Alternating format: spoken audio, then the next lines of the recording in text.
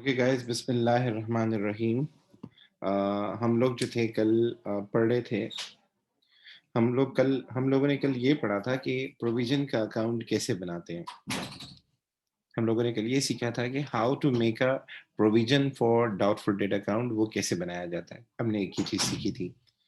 Secondly, paper में जो सवाल आता है, एक तो अकाउंट के बनाने का आता है, दूसरा वो आपसे अकाउंट बनाने के बाद उसका इम्पैक्ट पूछ सकता है। इम्पैक्ट जो फाइनेंशियल स्टेटमेंट्स होती हैं, इनकम स्टेटमेंट हो गई और स्टेटमेंट ऑफ फाइनेंशियल पोजीशन हो गई, उन पे इसका क्या इम्पैक्ट पड़ता है। ये जो हमने provision for up to date का अकाउंट बनाया, इसका इम्पैक्ट क्या पड़ता है। तो इसको बनाने के दो मकसद होते हैं, एसेट को कम करना और प्रॉफिट को कम करना। तो एक तो इम्पैक्ट पड़ेगा इनकम स्टेटमेंट पे इसका, तो उसमें ये वाला अमाउंट जाता है जिसमें एज अ रेफरेंस आप इनकम स्टेटमेंट यूज करते हैं। दूसरा इसका इम्पैक्ट पड़ता है एसेट पे। एसेट से मुराद ट्रेड रिसीवेबल, उससे ये बैलेंस सीडी आपका एडजस्ट होता है। वो दिखा रहा हूँ कैसे होता है। तो कल ही मैंने एक इनकम स्टेटमेंट का एक फॉर्मेट बनाया था, इनकम स्टेटमेंट एक्सट्रैक्ट का। मैं इसको प्रॉपर बना लेता हूँ। पेपर में आपसे पूछ सकता है, आता नहीं इतना ज्यादा, लेकिन वो आपसे इनकम स्टेटमेंट का एक्सट्रैक्ट मांग सकता है। तो इनकम स्टेटमेंट का एक्सट्रैक्ट कैसे बनेगा। अगर कोई इंक्रीज इन प्रोविजन आ रहा है आपके पास, तो वो हमारे पास एक्सपेंस में जाएगा। कोई बैड डेट्स हैं, वो एक्सपेंस में जाएंगे। अगर हमारे पास प्रोविजन डिक्रीज हुआ है, यानी बैलेंस सीडी कम आ रहा है, या आपके पास प्रोविजन का अकाउंट जो है वो डेबिट हो रहा है, या इनकम स्टेटमेंट डेबिट साइड पे आ रही है, as a reference income statement debit side पे आ रही है। ये बहुत रेयर केस होता है, लेकिन पेपर में बहुत दफा दे देता है वो। तो उस सूरत में हमारे पास ये इनकम होगी। ठीक है, इनकम स्टेटमेंट जब इस साइड पे आ रही होती है ना, जितनी भी अकाउंट आप जिंदगी में बनाएं, हम फ्यूचर में डिस्पोजल का अकाउंट बनाएंगे, हम फ्यूचर में एक्सपेंस का अकाउंट बनाएंगे, हम इसी तरीके से जो है पार्टनरशिप के अकाउंट बनाएंगे। जब भी इनकम स्टेटमेंट इस साइड पे आ रही हो ना, तो वो एक इनकम को शो कर, वो एक एक्सपेंस को शो कर रही होती है, एक एक्सपेंस को शो कर रही होती है। लेकिन जब इनकम स्टेटमेंट इस साइड पे आ रही हो, तो इट मींस कि हमारे पास ये इनकम है। ठीक है। तो if there is decrease in provision, या इनकम स्टेटमेंट आपका डेबिट साइड पे आ रहा हो एज अ रेफरेंस, तो ये अदर इनकम में जाता है आपके पास, उसमें इनकम स्टेटमेंट में। और बैड रिकवर्ड आपने पढ़ा था, वो नया टॉपिक है। तो वो भी आपके पास कहाँ शो होता है, आपके पास इनकम स्टेटमेंट में अदर इनकम में शो होता है। यहां तक बातें क्लियर है सबको? Is everything clear? यहां तक क्लियर है बातें? मैसेज में लिखें यस जी एंड सर। ओके। सो अब आगे चलते हैं, एक छोटा सवाल करके फिर एक दो केसेस को समझेंगे और इसको एंड करेंगे और सवालात करेंगे 5 मिनट्स के। सो एक छोटा सवाल करवा रहा हूँ। फॉर सपोज हमारा ओपनिंग बैलेंस है 1 जनवरी 2001। ठीक है, हम बैलेंस लिख देते हैं, यहाँ पे लिख देते हैं बैलेंस। सबसे पहले हम लिखते हैं ट्रेड रिसीवेबल का बैलेंस।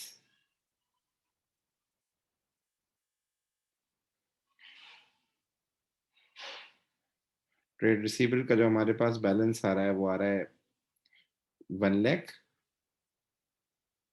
ठीक है, और उसके बाद लिख देते हैं प्रोविजन का बैलेंस।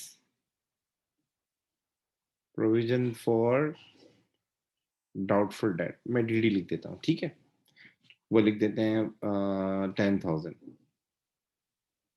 ठीक है, और उसके बाद हम लिख देते हैं 31 जनवरी और 31 दिसंबर 2001। और हम लिख देते हैं ट्रेड रिसीवेबल वो कितने थे हमारे पास।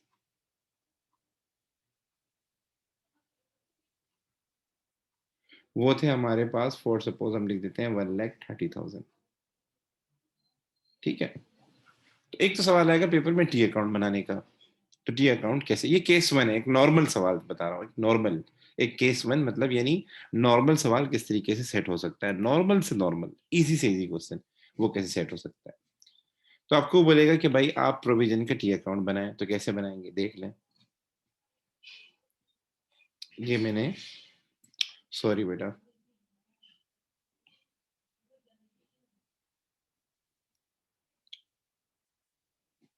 प्रोविजन का टी अकाउंट बना रहा हूँ। मैं लिखूंगा provision for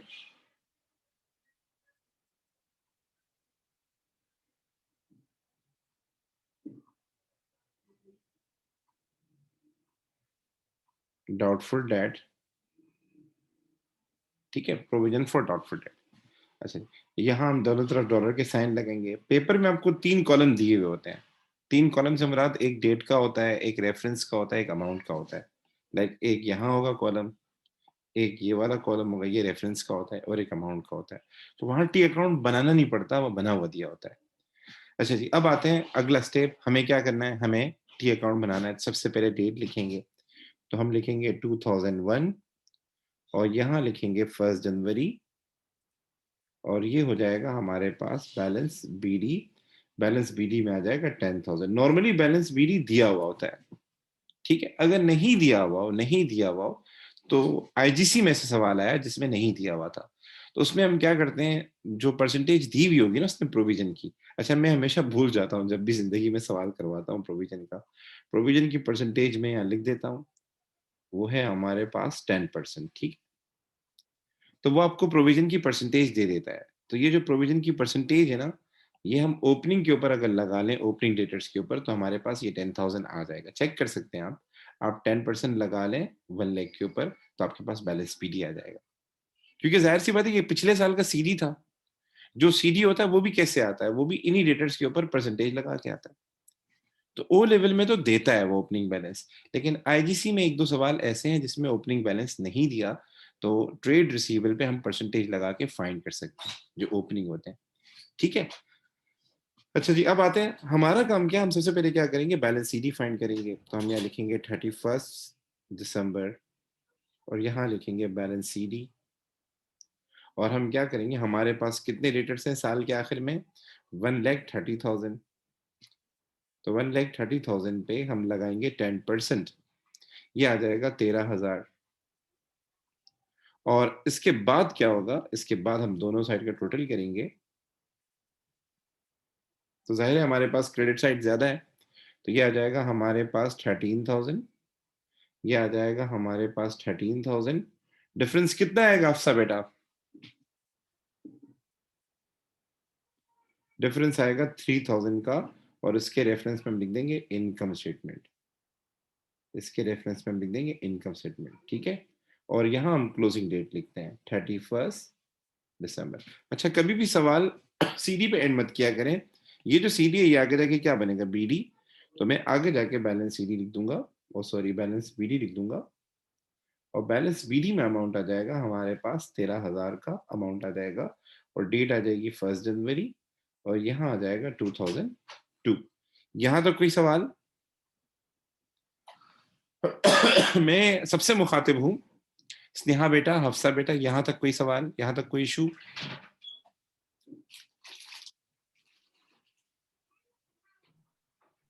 no sir.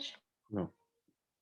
Okay, बाकी लोग भी बताएं मुझे, यहाँ तक कोई मसला, हफ्सा बेटा, संजना बेटा?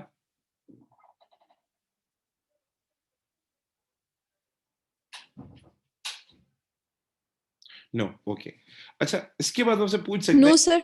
ओके ठीक है, ठीक, I got it, I got it. इसके बाद वो आपको बोलेगा कि ये बताएं कि हमारे पास इनकम स्टेटमेंट में और एसओएफपी में इस चीज को कैसे शो करते हैं, प्रोविजन से रिलेटेड काम कैसे होता है। तो अगर इनकम स्टेटमेंट का इम्पैक्ट हमें दिखाना हो, इनकम स्टेटमेंट का इम्पैक्ट अगर हमें दिखाना हो, तो इनकम स्टेटमेंट में ये होगा हमारे पास इनकम स्टेटमेंट एक्सट्रैक्ट। एक्सट्रैक्ट से मुराद ये कि मैं पूरी इनकम स्टेटमेंट नहीं बना रहा, पूरी इनकम स्टेटमेंट में नहीं बना रहा, मैं जस्ट उसका एक पार्ट बना रहा हूं। यहाँ नेट का मसला हो रहा है, आ गया, चले आ गया, इनकम स्टेटमेंट का एक्सट्रैक्ट, ठीक है। अच्छा, तो इसमें हम क्या करेंगे, इसमें हम सिर्फ वो पार्ट शो करते हैं जिसका ताल्लुक इनकम स्टेटमेंट से होता है। इनकम स्टेटमेंट में बैलेंस नहीं जाते, ये जरा बिठा लें, प्रोविजन का बैलेंस वहां नहीं जाता। वहां जो आपका जो डिफरेंस था, जिसके रेफरेंस में आपने इनकम स्टेटमेंट लिखा था, वो जाता है। या आपका प्रोविजन कितने से इंक्रीज या डिक्रीज हुआ है, तो ये 10,000 शुरू में था, अब 13,000 हो गया, 3,000 से डिक्रीज इंक्रीज हो गया। तो इंक्रीज प्रोविजन का मतलब होता है, प्रोविजन फॉर डॉटफुल डेट का मतलब होता है फ्यूचर के बैड डेट्स, फ्यूचर के बैड डेट्स। तो आपके फ्यूचर के बैड डेट्स इंक्रीज हो रहे हैं, जो कि एक एक्सपेंस है। तो ये 3,000 हम क्या करेंगे, जाके हम लिखेंगे एक्सपेंस में। ये 3,000 हम क्या करेंगे, जाके लिखेंगे एक्सपेंसेस के हेड में लिखेंगे। और वहां हम लिखेंगे increase in provision for doubtful date. ठीक है, अच्छा जी। इसके बाद कभी कभार वो कहता है कि ये एसओएफपी के अंदर भी बताओ, एसओएफपी के अंदर भी बताओ उसको कैसे शो करेंगे। एसओएफपी से मुराद आपकी statement of financial position, statement of financial position, उसमें भी बताएं कि इसको कैसे शो करेंगे। तो उसमें ये तरीका होता है इसको शो करने का कि सबसे पहले हम जाके करंट एसेट में, आपके पास करंट एसेट्स होते हैं, करंट एसेट में सबसे पहले इन्वेंट्री आती है और इन्वेंट्री के बाद क्या आता है, ट्रेड रिसीवेबल। तो हम वहां जाके लिखेंगे ट्रेड रिसीवेबल्स। ठीक है, पहले हम लिखेंगे ट्रेड रिसीवेबल। ट्रेड रिसीवेबल, अच्छा एसओएफपी एक पर्टिकुलर डेट पे बनती है, पर्टिकुलर डेट पे बनती है और ज्यादातर हम क्लोजिंग डेट पर बनाते हैं। तो क्लोजिंग डेट पे आपके पास रिसीवेबल कितने थे, क्लोजिंग डेट पे आपके पास रिसीवेबल कितने थे, वो थे आपके पास 13,000। तो हम 13,000 लिख लेंगे और उसमें से लेस कर देंगे, उसमें से लेस कर देंगे provision for doubtful date. Provision for doubtful date वो कितना आ रहा है हमारे पास, अच्छा उसका बैलेंस लिखेंगे, बैलेंस। अच्छा यहाँ एक और तरीका भी यूज कर सकते हैं आप कि अगर आपको बैलेंस, अच्छा बैलेंस जाता है एसओएफपी में, एसओएफपी में क्या जाता है, पर्टिकुलर डेट पे जो बैलेंस होता है वो जाता है। तो ये क्लोजिंग डेट है, क्लोजिंग डेट पे रिसीवेबल का बैलेंस ये रहा और क्लोजिंग डेट पे आपके पास प्रोविजन का बैलेंस ये रहा। तो यहाँ बैलेंस जाता है। तो यहाँ कितना जाएगा आपके पास जो है, 1,30,000 हमने यहाँ लिखा। तो इसमें से हम क्या करेंगे, 13,000 रुपए जो आपका प्रोविजन का बैलेंस है वो माइनस कर देंगे। प्रोविजन को माइनस किया जाता है ट्रेड रिसीवेबल से, क्यों, क्योंकि हमारे रियल ट्रेड रिसीवेबल शो हो, जो हकीकत में हमें पैसे रिसीव होने वो शो हो। ये पैसे तो हमें लेने 1,30,000 रुपए, लेकिन हमें लगता है कि 13,000 फ्यूचर में बेडेड हो जाएंगे, तो हकीकत में जो पैसे मिलने हैं वो हमें शो हो। ठीक है, अच्छा इसका एक और तरीका भी है, इसका एक और तरीका है, आप 1,30,000 लिखें, प्रोविजन की परसेंटेज कितनी है, 10%, यही 10% इस पे लगा लें तो आपके पास कितना आ जाएगा, 13,000 आ जाएगा। इस तरीके से भी आप काम कर सकते हैं। तो 1,30,000 में से 13,000 माइनस कर लें तो ये आ जाएगा 1,17,000। ये कहलाता है नेट ट्रेड रिसीवेबल। यहां तक बात क्लियर है कि एसओएफपी में किस तरह शो करते हैं और उसके अंदर कैसे शो करते हैं इनकम स्टेटमेंट में। Yes sir. ओके, अफसा बेटा, स्नेहा बेटा एंड संजना बेटा, आप लोगों को बात क्लियर है? Yes sir. ओके, अच्छा ठीक है। अब आते हैं जरा दूसरे केस पे कि दूसरा केस क्या हो सकता है, प्रोविजन का दूसरा केस क्या हो सकता है। एक मिनट वेट कीजिएगा, मैं चीज़ों को थोड़ा सा अच्छे तरीके से मैनेज करूं तो मेरा भी टाइम बचेगा। एक मिनट कीजिएगा जस्ट। अच्छा जी,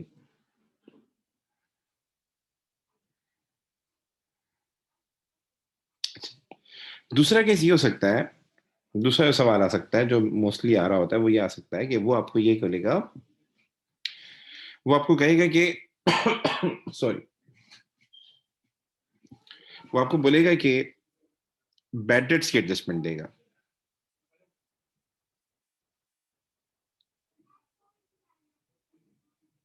बैड डेट्स की एडजस्टमेंट देगा क्या मतलब, बैड डेट्स दो होते हैं, कभी कभार सवाल में दिए होते हैं, दो तरह के होते हैं। Number one, number one bad debts जो होते हैं वो उसके आगे वो लिखता है bad debts to be written off, bad debts to be written off. ठीक है, और एक होता है bad debts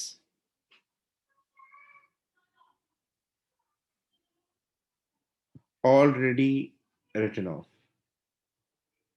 already written off. अच्छा जी, तो bad debts to be written off का मतलब क्या है कि बैड डेट्स की एंट्री नहीं हुई या बैड डेट्स की एडजस्टमेंट्स नहीं हुई, no adjustments, no adjustment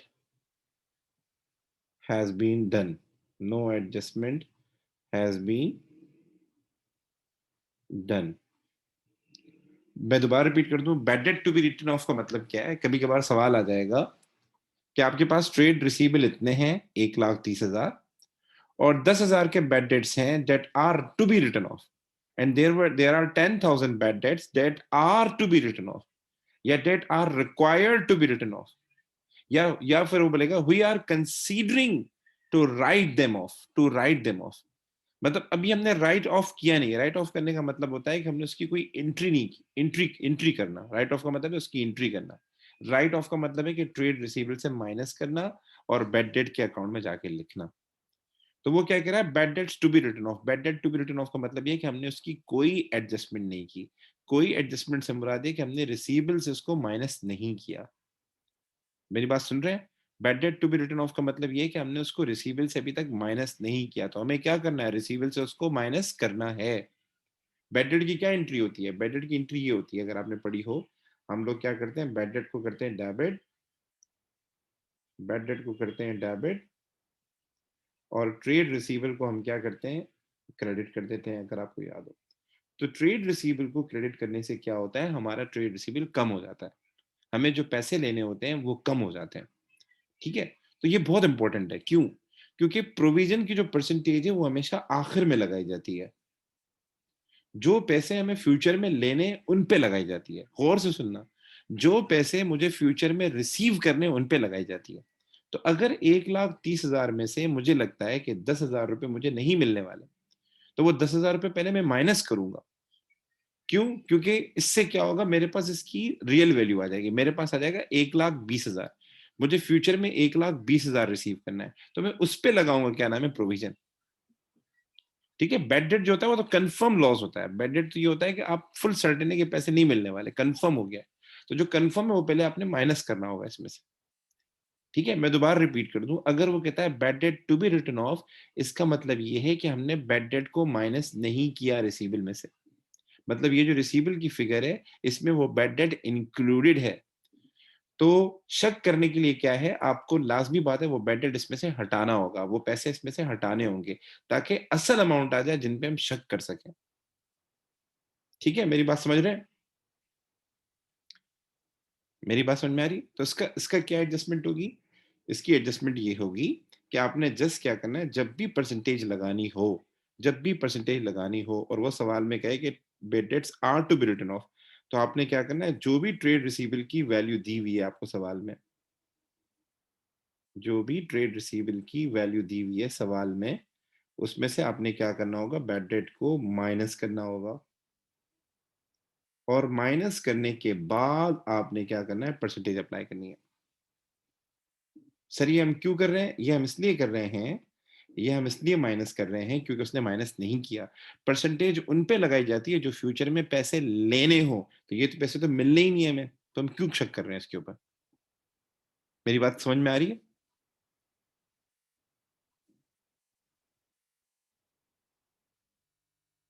guys अगर आप बोलते हैं तो मैं एक बार दोबारा रिपीट कर देता हूँ अपनी बात। Yes sir, repeat repeat. करेंगे।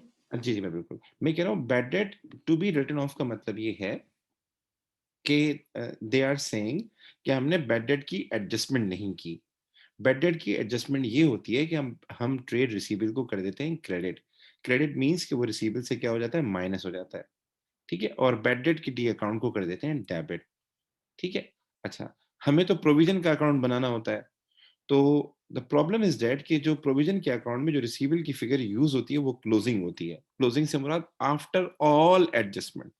आफ्टर ऑल एडजस्टमेंट मतलब जो हमारे पास बिल्कुल आखिरी वैल्यू बच्चा है उस पे हम लगाते हैं, मतलब उसमें कोई और एडजस्टमेंट ना हो। तो अमूमन हम क्या करते हैं कि जो रिसीवेबल की फिगर लेते हैं हम वो वाले लेते हैं जिसमें से बैड डेट वगैरह सब माइनस हो चुके हो। तो यहाँ वो बोल रहा है bad debt to be written off, मतलब हमने बैड डेट माइनस नहीं किए हुए।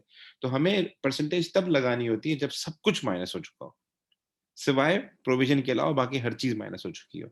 तो हमें क्या करना होगा, ट्रेड रिसीवेबल की फिगर में से बैड डेट माइनस करने होंगे, ताकि हमारे पास फाइनल वैल्यू आ जाए और उस पर हम परसेंटेज लगा सकें। क्योंकि बैड डेट का पता है इम्पैक्ट क्या पड़ता है, जब आप बैड डेट को रिकॉर्ड करते हैं तो आपका रिसीवेबल रिड्यूस हो जाता है। तो हमें प्रोविजन सबसे लास्ट में लगाना होता है जब सारी एडजस्टमेंट्स हो जाती हैं। तो अगर हमने ये एडजस्टमेंट नहीं की, इसको माइनस नहीं किया, तो हमारी प्रोविजन की वैल्यू गलत आएगी।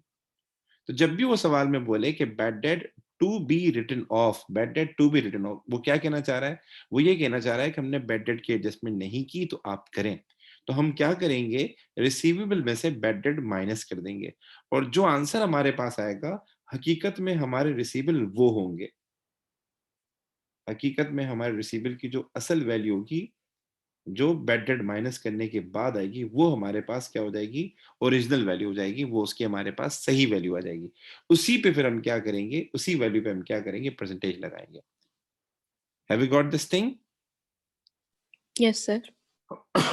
और अगर वो कहता है कि हमने बैड डेट्स राइट ऑफ कर दिए हैं, बैड डेट जो हमने रिकॉर्ड कर लिए हैं, ठीक है, रिसीवेबल से एडजस्ट कर लिए हैं, तो आपने रिसीवेबल के साथ कोई एडजस्टमेंट नहीं करनी। आपने क्या करना है, जितने भी उसने सवाल में ट्रेड रिसीवेबल दिए हुए हैं, उसी पे ही परसेंटेज लगा देनी है, उसी पे ही परसेंटेज लगा देनी है, ठीक है। अच्छा, ये जो बैड डेट है, क्या इनकम स्टेटमेंट में जाएगा? Yes sir. बैड डेट हमारा एक्सपेंस है, चाहे उसने राइट ऑफ किया हो या नहीं किया हो, दोनों सूरतों में वो इनकम स्टेटमेंट में जाएगा। लेकिन रिसीवेबल से माइनस करना है या नहीं करना, वो डिपेंड करता है स्टेटमेंट के ऊपर कि बैड डेट राइट ऑफ हो चुके हैं या नहीं हुए। ठीक है, यहां तक बात क्लियर है मेरी? अब इसको मैं जरा एक सवाल से करवा देता हूं, एक सवाल से करवा देता हूं। फॉर सपोज यही सवाल है आपके सामने और वो यहाँ एक एडजस्टमेंट दे देता है। वो कहता है कि भाई, एक मिनट सब्र कीजिएगा, स्क्रीन नहीं आ रही है आप लोगों के पास। वो यहाँ कहता है कि ठीक है, however $5,000 bad debts, $5,000 bad debts are to be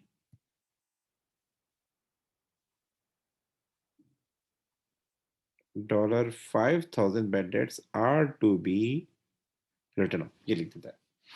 sir अब क्या करेंगे? तो हमें ये करना है कि ये जो हमने किया है ना यहाँ पे, एक मिनट सब्र कीजिएगा, मैं आपको ये सारा सेट करके दे दूँ।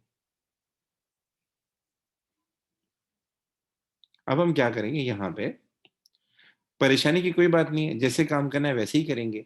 द ओनली डिफरेंस इज कि यहाँ पर हम जब रिसीवेबल की वैल्यू लेंगे तो हम 1,30,000 नहीं लेंगे। नो सर, क्योंकि वो कह रहा है बैड डेट्स राइट ऑफ करने हैं, तो परसेंटेज तब लगाई जाती है जब सब कुछ माइनस हो चुका हो, सब कुछ माइनस हो चुका हो, सब कुछ। तो यहाँ पे हम क्या करेंगे, यहाँ पे हम ये करेंगे, पहले इसकी वैल्यू निकाल लेते हैं।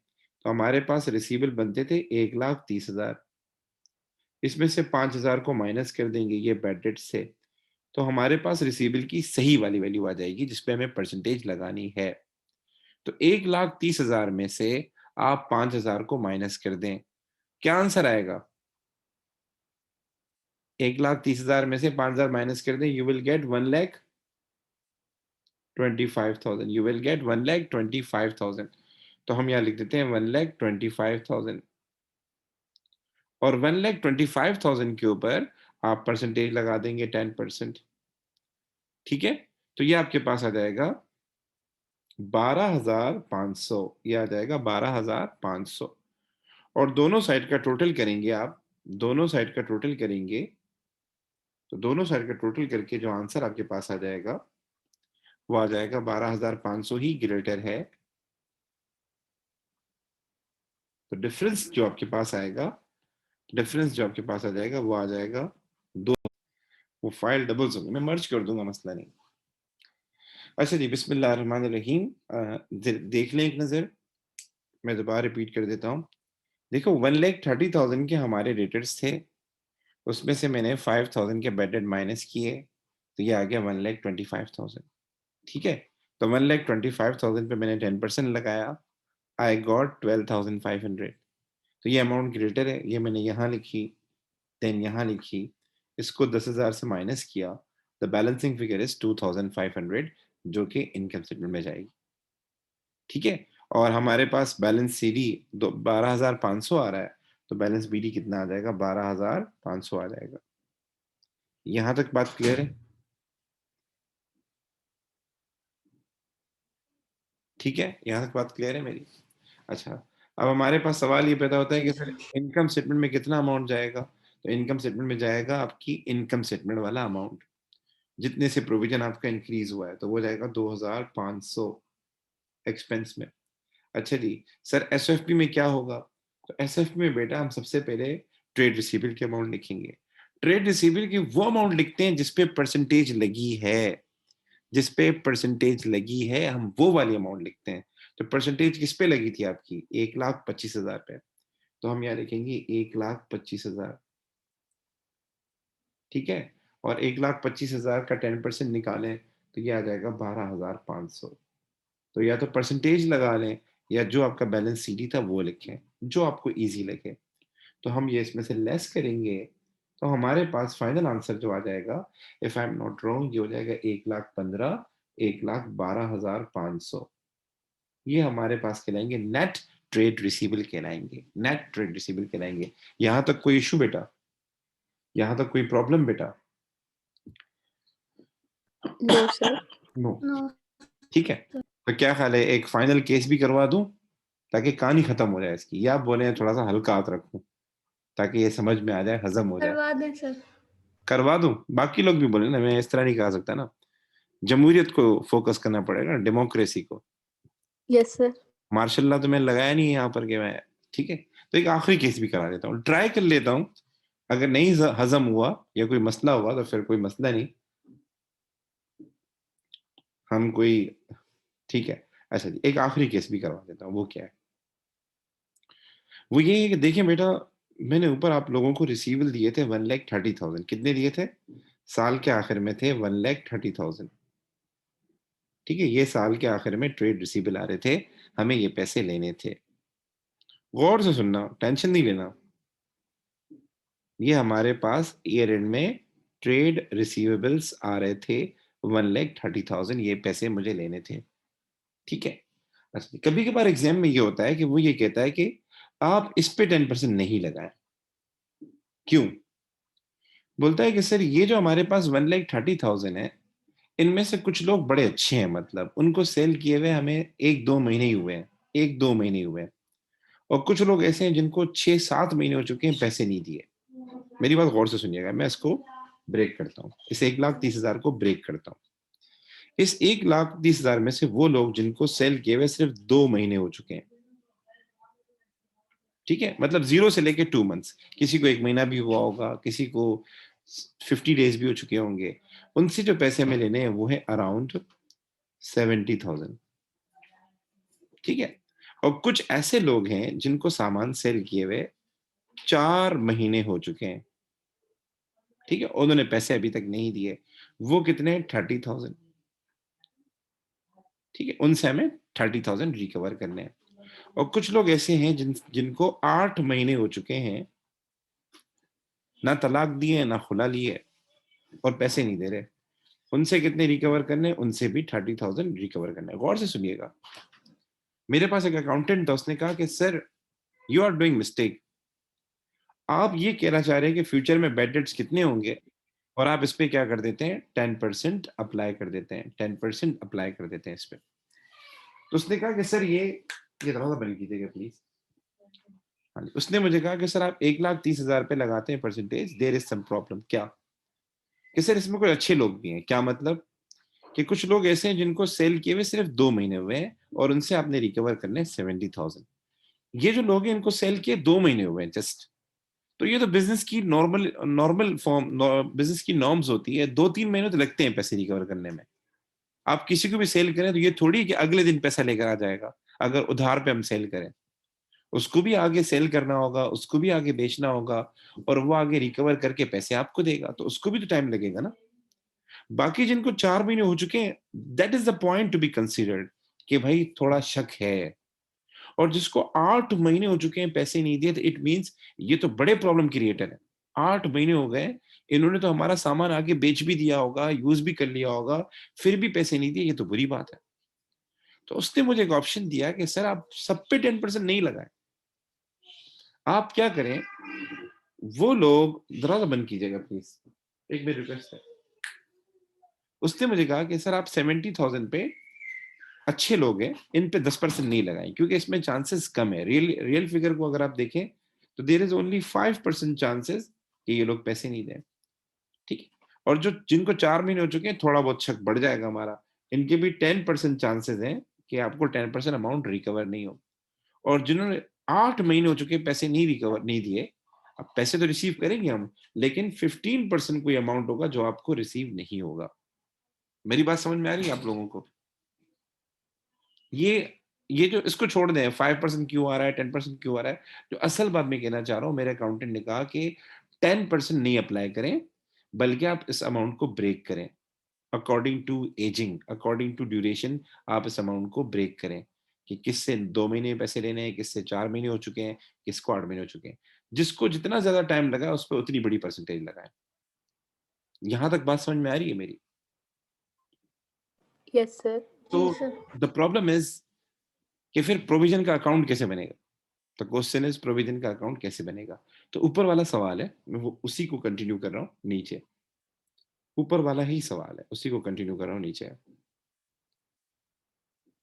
ठीक है, तो प्रोविजन का अकाउंट कैसे बनेगा? नो इश्यूज, जैसे बनाते हैं वैसे ही बनेगा प्रोविजन का अकाउंट। बस एक नई चीज है इसके अंदर, प्रोविजन फॉर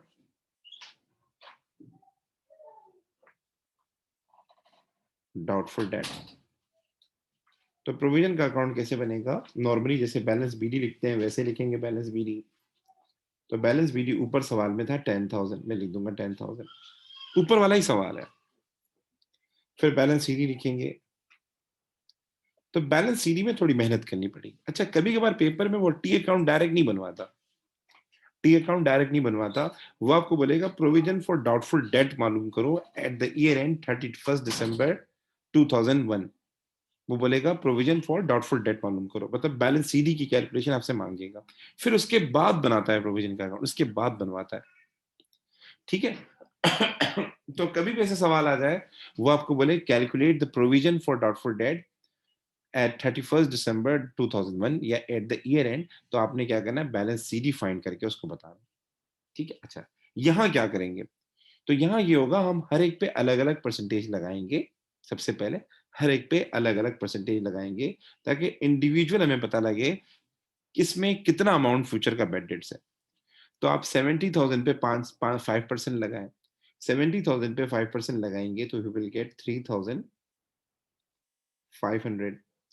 30,000 पे 10% लगाएं, वी विल गेट 3,000, ठीक है। और 30,000 पे 15% लगाएं तो ये आ जाएगा 4,500 if I am not wrong. और इसका टोटल कर लें। मैं दोबारा रिपीट कर दूं, कभी भी ऐसा सवाल आ जाए कि आपको शेड्यूल दिया हो आपको, तो आपने परेशान नहीं होना। आपको जब भी बैलेंस शीट फाइंड करना हो, हर एक पे अलग अलग परसेंटेज लगा लें, वो दी हुई होगी आपको। Percentage would be given in the question. आप हर एक पे अलग अलग परसेंटेज लगाएं, जो अमाउंट आपके पास आ जाए आप उसका टोटल कर लें, आप उसका टोटल कर लें। तो ये कितना हो जाएगा? 3,500 प्लस 3,000 प्लस 4,500, ये हो जाएगा 10,000, ये हो जाएगा 11,000 if I am not wrong. ऐसा ही है, ऐसा ही है। तो इसमें कोई नई चीज नहीं है, इसमें बस ये है कि प्रोविजन कैलकुलेट कैसे होगा, प्रोविजन कैलकुलेट कैसे होगा। तो आपने क्या करना है, इंडिविजुअल एक एक पे लगानी है परसेंटेज, और आखिर में उसका सम करके लिखना है बैलेंस सीडी, टोटल करके लिखना है बैलेंस सीडी, टोटल करके लिखना है balance CD. Again net slow हो गया, अल्लाह खैर करे, ठीक है। अच्छा, ये हो जाएगा हमारे पास 11,000, ये हो जाएगा 11,000, और डिफरेंस आ जाएगा हमारे पास 1,000, जो कि इनकम स्टेटमेंट में जाएगा, जो कि इनकम स्टेटमेंट में जाएगा, ठीक है। और आगे जाके ये बैलेंस सीडी बैलेंस बीडी के तौर पे आएगा। यहां तक बातें क्लियर है?